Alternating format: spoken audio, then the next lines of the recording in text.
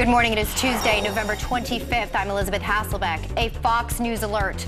Like a war zone, violence flares on the streets of Ferguson as a grand jury decides not to indict Officer Darren Wilson. Police cars set ablaze, businesses are looted, even burned to the ground. We are live in Missouri with the breaking developments. And it took a grand jury 97 days to examine mountains of evidence, including these just released proof of Officer Darren Wilson's injury photographs. How these pictures played a big role in the grand jury's decision. And as the president spoke, the protesters became violent. I also appeal to the law enforcement officials in Ferguson and the region to show care and restraint in managing peaceful protests that may occur. And today, Al Sharpton headed to Ferguson. Fox and Friends starts now.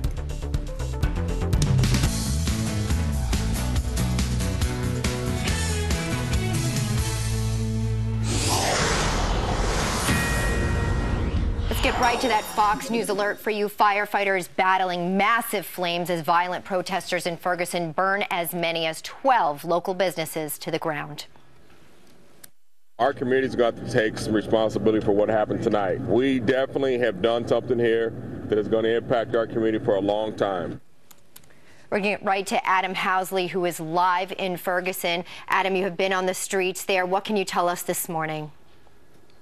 Well, you know, you talk about the firefighters, Elizabeth. You can still smell the smoke in the air, the stench, as they're still trying to put out some of those fires. We're told by authorities 25 separate fires were started last night in about a 2-hour time frame. You can see behind me, this is some of the fire crews that have come in here. They've been rotating them out.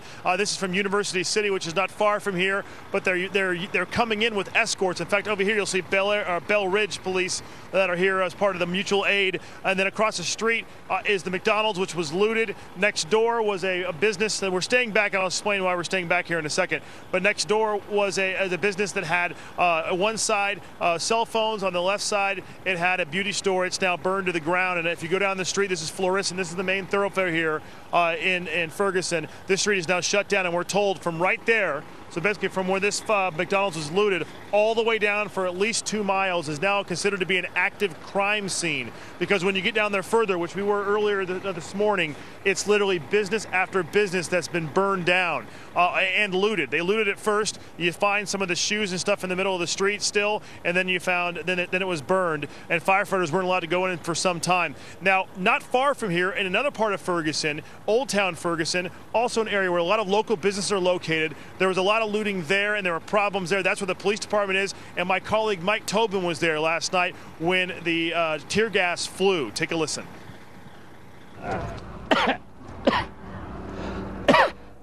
Yeah, Sean.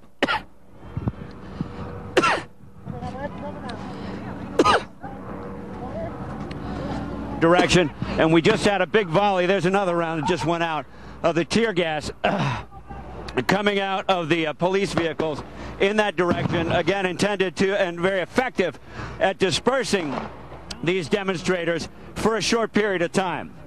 There you can see one of the tear gas canisters on the street dispersing right now, or deploying the tear gas. And we're just a couple hundred yards away.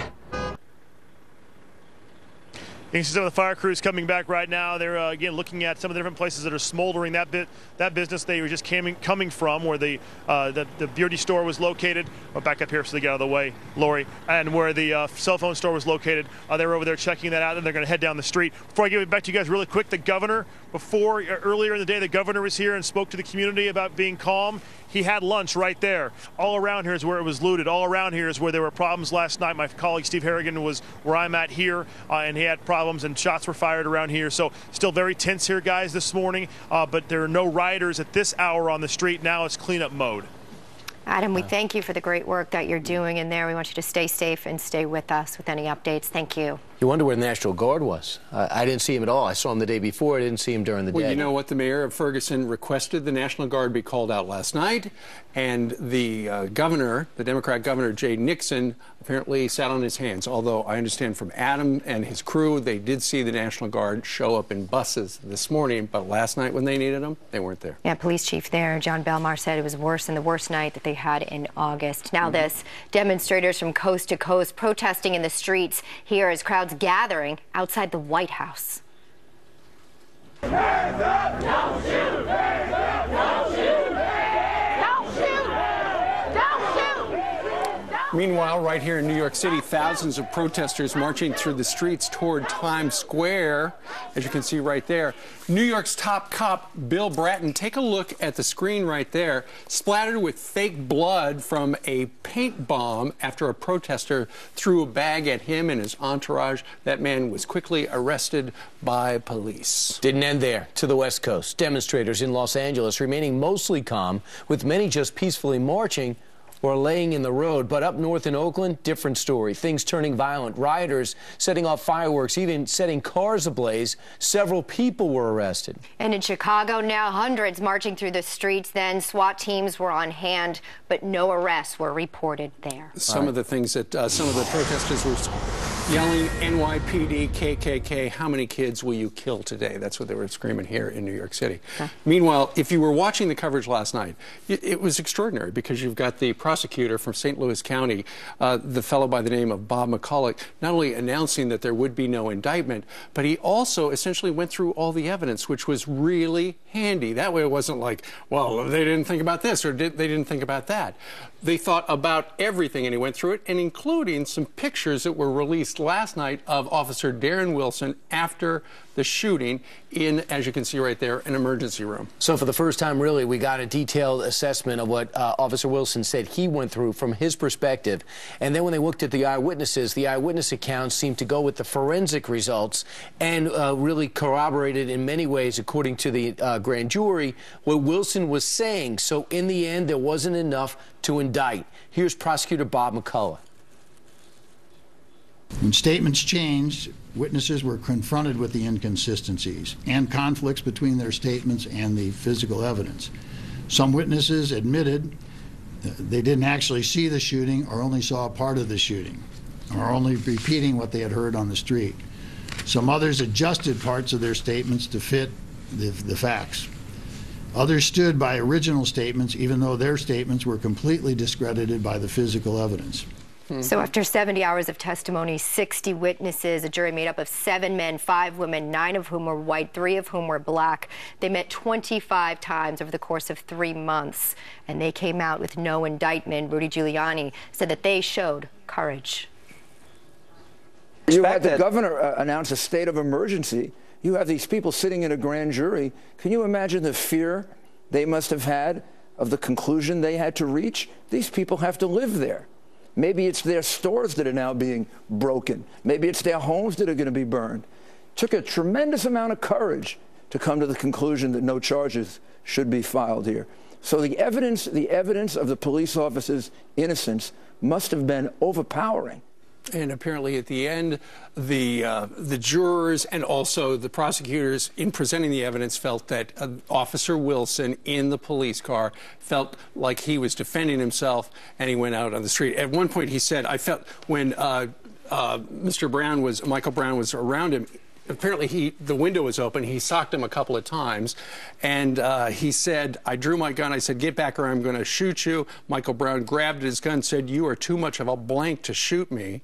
And then there was a struggle, and he said, the officer did, I felt like a 5-year-old holding onto Hulk Hogan. That's how big he felt and how small I felt. He ran off, and then at one point, Mr. Brown turned around and charged him, and the gunshot wounds are consistent with somebody whose body was bent forward at the waist charging the police officer. So I think you got 2 things. You got the facts of this case, and then you got the history of what's gone on between the police department and the people of Ferguson. So let's look at how both families are reacting. The mom of Michael Brown immediately collapsed outside the police station. Then the family released this statement, quote, we are profoundly disappointed that the killer of our child will now face the consequences of his actions.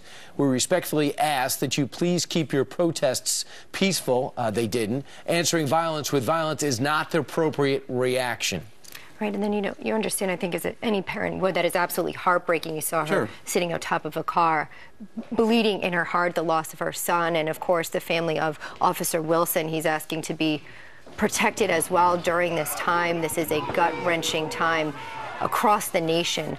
Darren Wilson actually reacted to the grand jury decision, and this is his statement here. I would like to thank you all would like to thank you all for standing up for me during this stressful time. I wish I could attend and meet you, hug you, and personally thank you for all of your continued support.